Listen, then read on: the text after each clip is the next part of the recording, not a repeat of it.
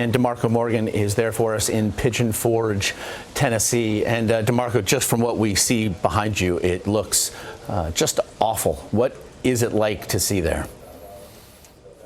You know what, it's devastating, and just to also hear the stories behind the amount of people in this area who have lost their homes and their businesses. It is heartbreaking. Right now you're looking at a home that was belonged to an elderly couple. 43 years they had called this place house. This whole area, I don't know if you could make it out, but this was the dishwasher and washer. Here you see the stove, the kitchen area, pretty much gone. Everything is gone, and it's still smoking, which is still hard to believe because it rained last night. It rained twice yesterday, and you still have things out here that are still burning. If you look to this area to my right, you can see this was the living area. The front porch is on the other side. The fireplace is still the only thing that's standing. You can see chairs. You can see a little bit of what's left of the couch there. This file cabinet, which a lot of us always think, you know, it's sort of fire protected, fireproof here. Many of us purchase them to go in our homes to save files. You can see it is completely gutted out, and whatever was on the inside is now gone. And as we take a little step in here, this was pretty much their garage area. Again, this was an elderly couple that owned this home for 43 years, and this entire area, it's sort of like a compound because they also had family members who own homes just up this hill. One of the houses on the other end, Josh, was burned down and completely destroyed as well. So you're seeing stuff like this. Many homes in this area, when people get home, they're finding out that their places are leveled. Some have yet to get back and check out their places there at Gatlinburg. Many of those residents are still in shelters right now, and because of the area and because police are guarding it so heavily, they can't get back in just to see whether or not their properties survive. So a lot of prayers for the people who live in this area and call it home. Certainly. You mentioned Gatlinburg. I know the mayor of that town lost both his home and his business. And, you know, DeMarco, in talking perhaps just to the couple who owns that home and those family members, had they ever seen anything like this there? It is a shock. It is a complete shock. Many of the people that we spoke with, we didn't get a chance to talk to the couple because they were quickly rushed away.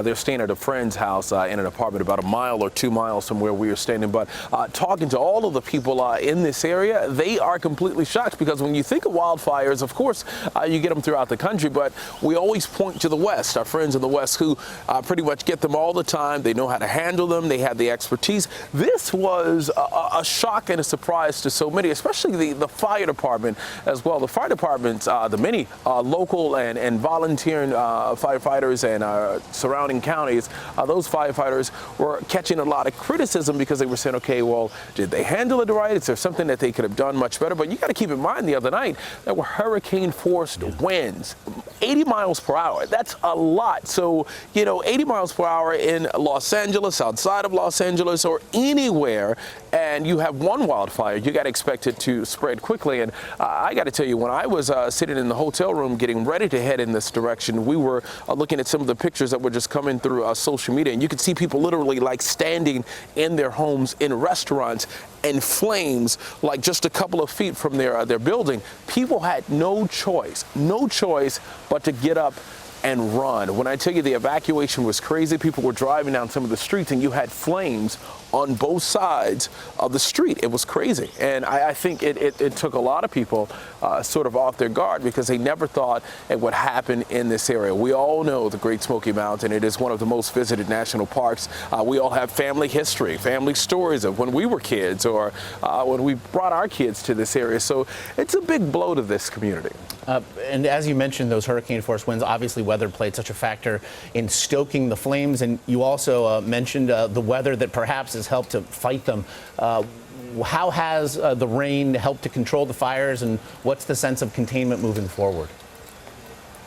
Well, yesterday we had a number of active fires that were mostly controlled, so they weren't too big, but they were controlled, which was a good thing. So firefighters were counting on last night's thunderstorms and heavy rains to sort of help with the fire. It's been raining since 10 o'clock last night, off and on. This morning when we were out here for our live shot for CBS This Morning, it was pouring down, so you can only believe that has possibly helped firefighters. The more rain, the more support they get. But if you just look behind me again, you can still see there are places like this that are still smoking. When you see smoke, of course, there's fire.